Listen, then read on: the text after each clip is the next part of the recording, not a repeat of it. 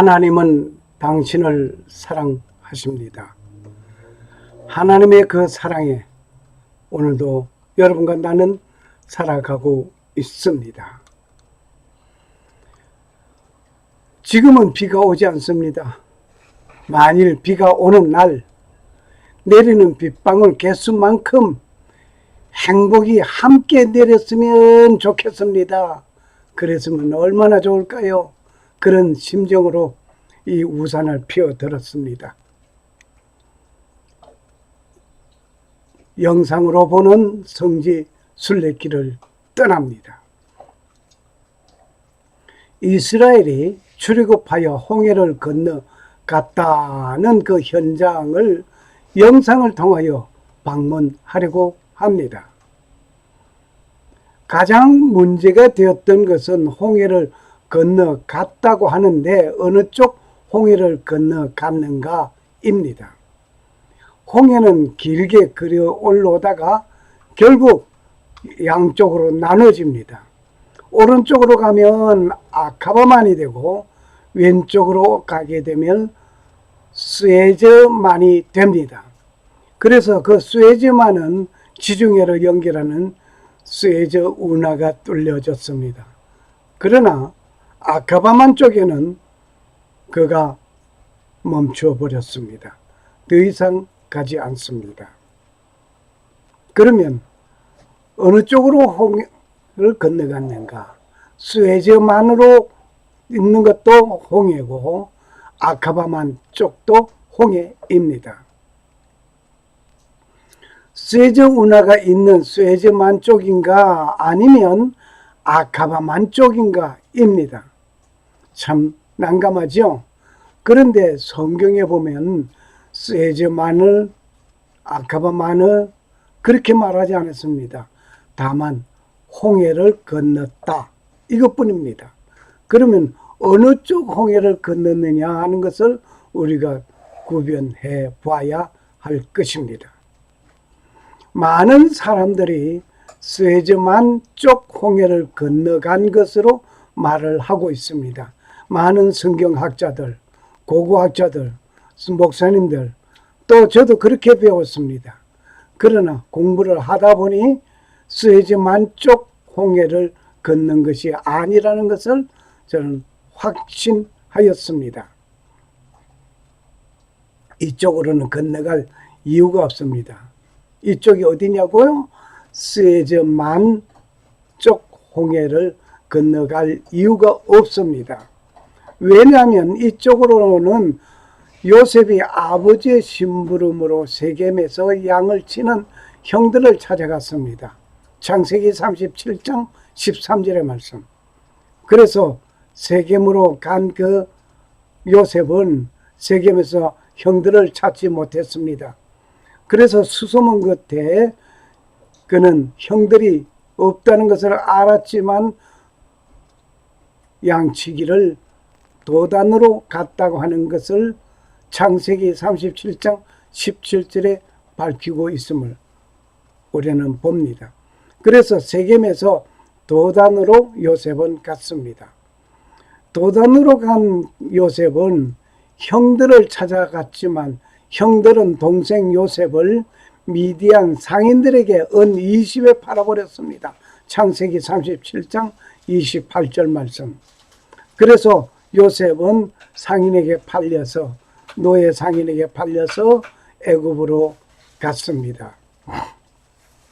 그렇게 하여 요셉은 애굽으로 종의 신분으로 팔려갔다 말입니다. 그렇게 간 길이 바로 이 길이었습니다. 바로 이 길, 홍해를 건널 이유가 하나도 없이 갔습니다. 그리고 7년의 풍년이 지나고 흉년의 양식을 구하기 위하여 애굽으로 달려온 요셉의 형들이 있었습니다. 그 요셉의 형들은 동생 요셉을 알지 못하고 애굽에 왔지만은 최후의 동생 요셉이 애굽의 국무총리가 되어 있었던 것은 전혀 알지 못하고 양식 사려 내려왔습니다. 역시 홍해를 건너지 않았습니다. 이 육로를 통하여 왔습니다. 애굽으로 곡물을 구입하기 위하여 온 길은 바로 이 길이었습니다. 애굽의 국무총리 요셉은 아버지와 그 온 식구들을 애굽으로 이민 초청하여 오게 된 길이 역시 이 길로 왔습니다. 홍해 건너지 않았습니다. 그리고 아버지가 운명하였을 때 장례를 치르기 위하여 갔던 길이 바로 또 이 길이었습니다. 창세기 50장 7절 말씀을 참고하시면 좋겠습니다. 역시 홍해 건너지 않았습니다. 육로로 그대로 다녔습니다. 이때 홍해를 건너지 아니하고 다니는 이 길은 무역로였습니다. 상당히 활발하게 무역 상인들이 활발하게 다니던 이 길이었습니다. 당시에는 스웨즈 운하가 없었습니다. 지금 구글 포인트하고 있는 여기 시내산, 이곳에서 모세가 이스라엘 백성들을 이끌고 이곳에 와서 40년 동안 생활하다가 갔다. 그리고 이곳에서 십계명을 받았고 이곳에서 성막 설계를 받았다 라고 말을 하는데, 문제가 심각한 겁니다. 만약 이곳에 있어졌다고 한다면은 출애굽한 것이 아닙니다. 바로 이 땅은 시나이 반도, 이곳은 애굽 영토입니다. 여기에 보는 바와 같이 스웨즈만이 있고 아카바만 있습니다. 다 홍해입니다. 홍해로 다 통하는 이름입니다. 그러나 아카바만 쪽은 올라가다가 에일랏에서 멈춰버렸고, 스웨즈만은 요즘 스웨즈 운하가 뚫려서 지중해로 연결되어져 있는 것입니다. 그러면 육로로 편하게 잘 다니던 길을 두고 이곳 스웨즈만에서 홍해를 건넜다라고 말을 하시는 분들이 많이 있습니다. 저도 그렇게 배웠습니다. 많은 목사님들이 그렇게 가르쳤습니다. 뿐만 아니라 성경학자들 역시 그렇게 말을 했습니다. 어떻게 보면 좀 더 연구해보지도 않고 좀 더 체크포인트 해보지도 아니하고 그저 그냥 떠들어댄 소리밖에 되지 않았습니다. 결코 이것은 시내산이 아닙니다. 여기에 시내산은 아닙니다. 시내산이 두 곳이나 있습니다. 이 시나이 반도에 있는 시내산은 결코 여기서 머물렀다가 말을 하면 그는 새빨간 거짓말입니다. 여기 한 사진을 우리는 봅니다. 이게 기둥 하나를 보시는 것을 유심히 보시기 바랍니다. 자동차가 지나다니고 있습니다. 홍해를 건너갔다는 증거, 솔로몬이 세운 기념비, 바로 이것을 보게 됩니다. 이 솔로몬이 세운 그 기념비, 여기에 사진이 좀 흐릿해서 좀 자세하게 그 사진을 좀 크로즈업 시켜서 큰 사진을 여기에 올려놨습니다. 역사 속에 숨겨져 있는 비밀을 오늘 공개하고 있습니다. 물론 오늘 공개한 건 아니죠. 이미 공개한 지가 좀 몇 년 됐습니다. 본문을 읽겠습니다. 이에 홍해를 꾸짖으시니 곧 마름에 저희를 인도하여 바다 지나기를 광야를 지남 같게 하사. 시편 106편 9절 말씀입니다. 홍해를 하나님께서 꾸짖었다고 하는데 밤새도록 동풍을 불어서 홍해를 말렸습니다. 그리고 광야길처럼 마른 땅이 되게 해서 홍해를 건너게 했습니다. 여기에 만약에 하나님께서 그냥 물만 홍해를 갈라놓고 지나가라고 했으면 미끄러운 거고 정말 감당할 수 없습니다. 노약자가 있습니다. 어린이들이 있습니다. 여기에는 노약자뿐만 아니라 병약 환자 있습니다.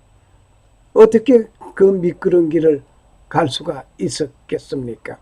그래서 하나님은 이미 광야길처럼 이 홍해를 물 말려시고 또 마른 땅으로 만들어 건너가게 하셨습니다. 홍해를 가르신 이에게 감사하라.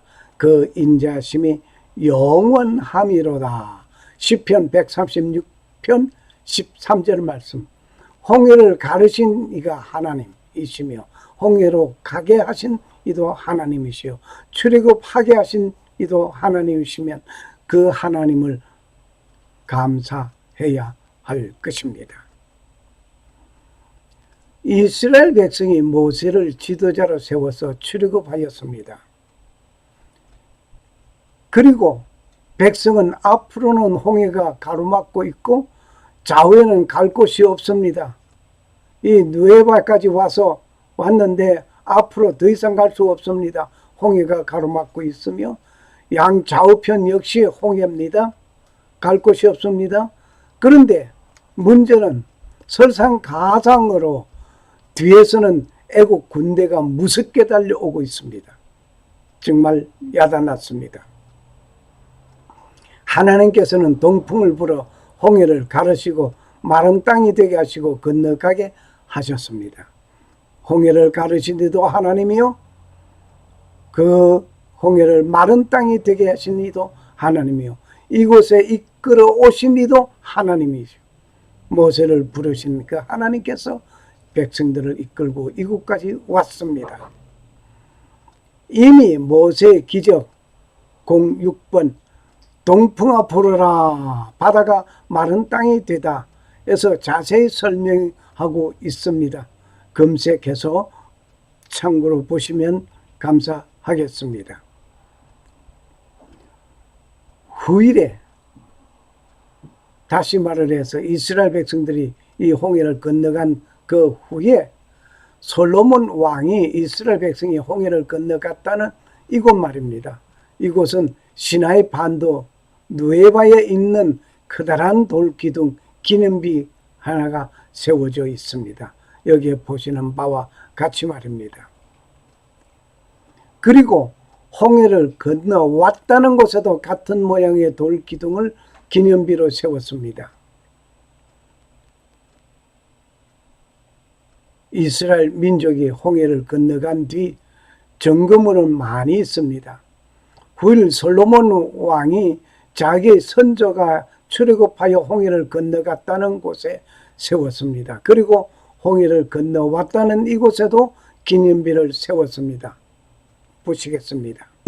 이사야 19장 19절. 이 기둥은 바닷가 남단에서 볼 수 있습니다. 이 기둥과 짝을 이루는 기둥이 반대편만 사우디아라비아에서도 1984년 란 와이엇이 발견해 사우디 당국에 보여줬습니다.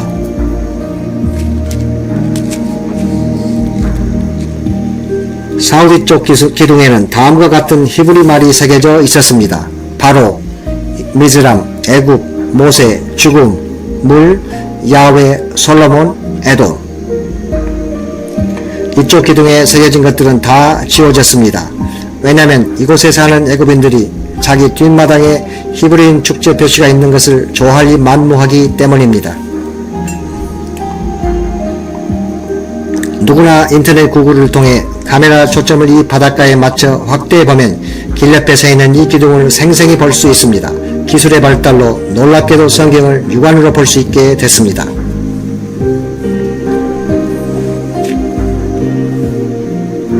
이 기둥은 홍해를 건넌 자리가 진실로 이곳이라고 증거하며 오늘 이 자리에 우뚝 서 있습니다. 이스라엘 자손에게 장애물로 등장했던 물도 바로 이곳입니다.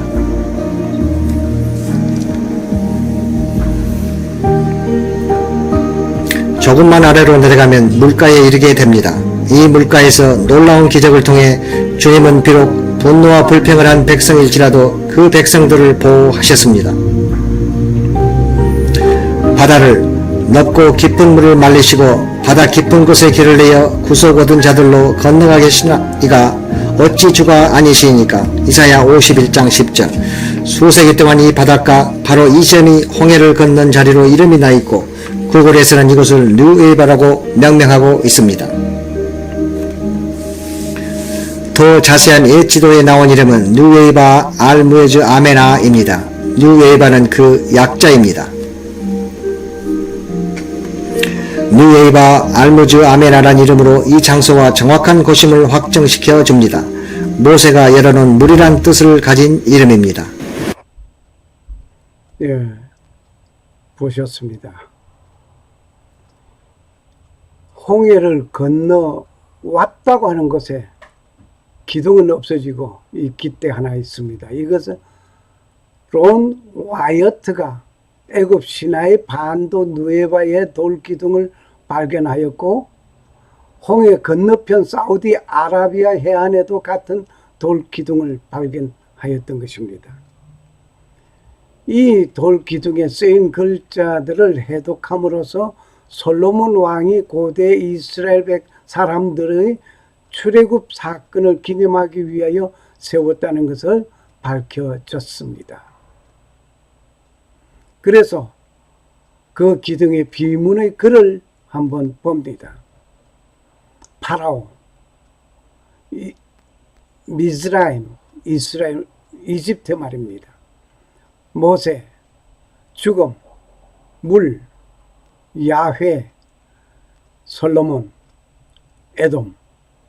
여기에 단어 하나씩 놓여져 있었지만은 이것이 놀라운 큰 뜻을, 의미를 가지고 있습니다. 다시 말해서 모세가 이 홍해를 이스라엘 백성들을 이끌고 건너갔다, 건너왔다는 얘기고, 여기에서 애굽 백성들이 죽임을 당하였고, 이 홍해 물을 건너게 했고, 야훼 하나님의 역사요, 이것을 솔로몬이 세웠다는 에돔, 이 모든 것이, 이 기록을 론 와이어트는 사우디 정부에 이 놀라운 사실을 알려주었습니다. 사우디 정부에 이 놀라운 사실을 알려준 이후에 아라비아 쪽에 있는 돌비는 사라져 없어지고 초라하게 깃발 하나를 세워 놓았던 것입니다. 그런데 최근에 그곳을 다녀간 분의 말에 의하면 그 깃발마저 없어져 버렸습니다. 그리고 이집트 쪽에 있는 기둥의 글은 모두 지워졌습니다. 하여간 하나님의 역사, 하나님의 백성, 하나님, 예수 그리스도, 이 모든 것은 없애고 지우기 바빴던 것입니다. 그리고 불탄산 얘기는 너무나 놀라운 얘기입니다. 사우디 아라비아에 있는 라우즈 산에는 이 불탄산이 있습니다. 시나이 반도에는 이 불탄산이 없습니다.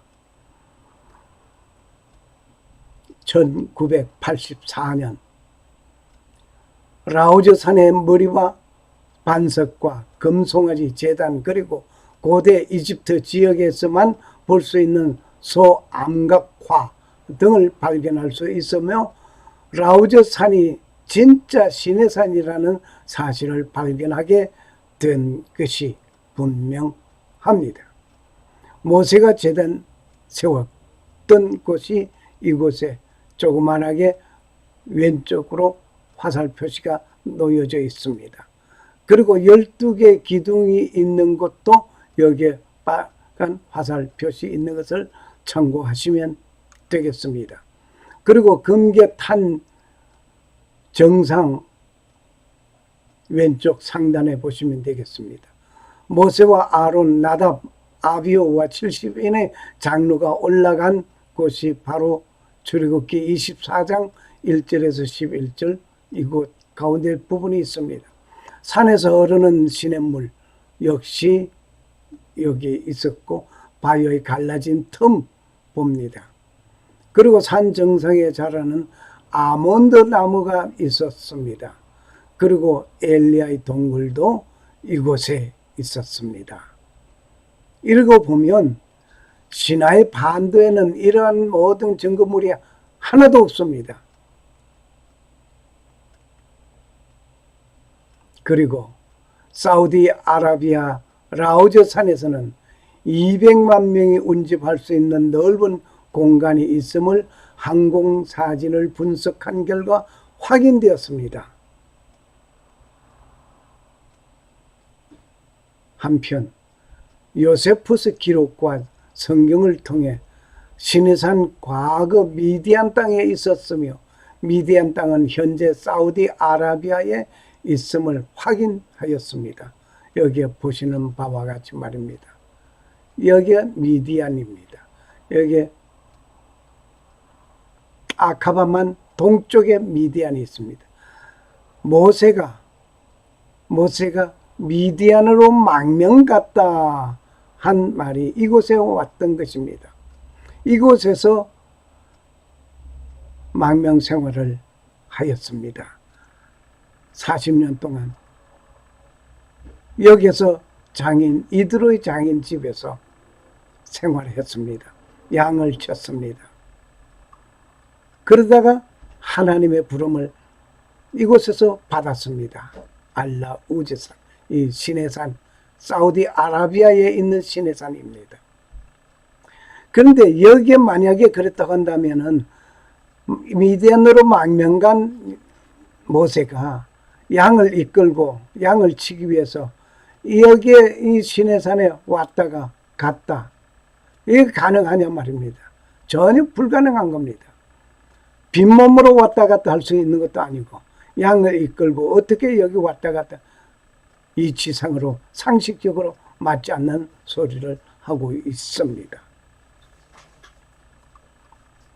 이렇게 보면 많은 목사님들이 시나이 반도에 있는 시내산, 모세가 이스라엘 백성을 이끌고 40년 동안 지내면서 십계명을 받았다고 하는 말은 모두가 새빨간 거짓말입니다.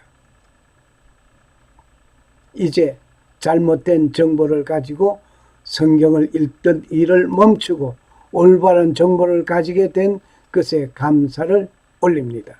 결코 시나이 반도의 시내산은 아닙니다. 시나이 반도는 오직 애굽 영토입니다. 한번 우리 출애굽한 경로를 우리는 따라와서 숫곳에서 출발한 이들은 누에바이와 총집결했습니다. 총집결하고 여기서 이제 홍해를 건너감으로 인해서 출애굽한 겁니다. 지금까지는 출애굽한 것이 아닙니다. 왜? 애굽 영토에서 계속 다녔기 때문입니다. 그래서 건너온 이곳에 홍해를 건너왔다는 기념비가 세워졌는데 지금은 이것마저 지워지고 아무것도 없다는 겁니다. 아무튼 이렇게 건너와서 모세는 하나님의 부름을 받은 이곳 미디안 땅 시내산에 왔습니다. 하나님께서 가라사대 내가 정녕 너와 함께 있으리라. 네가 백성을 애굽에서 인도하여 낸 후에 이 산에서 하나님을 섬기리니 이것이 내가 너를 보낸 증거니라. 출애굽기 3장 12절 말씀입니다. 하나님께서 여기 모세를 여기서 부르신 그 하나님께서 모세가 이스라엘 백성들 이끌고 이곳에 와서 하나님을 섬기면 내가 너를 보낸 증거가 바로 이것이라고 하나님께서 말씀하신 그대로 모세는 이렇게 순종해 왔습니다. 여기 와서 모세는 십계명을 받았고 성막 설계를 받아 성막을 설계 건축하였습니다. 홍해를 가르신 이에게 감사하라. 그 인자심이 영원함이로다. 시편 136편 13절 말씀. 샬롬. 감사합니다. 살아 역사시는 창조주 하나님은 자기 백성을 돌아보심을 감사합니다. 잘못된 정보에서 올바른 정보를 얻게 하시고 살갑게 보살펴 주시는 살아계신 창조주 하나님 우리 아버지께 감사드립니다. 나의 죄를 용서하시고 십자가에서 피를 흘리신 주 예수 그리스도는 부활 성천하셨습니다. 곧 다시 오실 것입니다. 주 예수 그리스도께서 고대하는 모든 자에게 은혜와 평강이 임하시기를 축복합니다. 마라나타 주 예수여 어서 오시옵소서.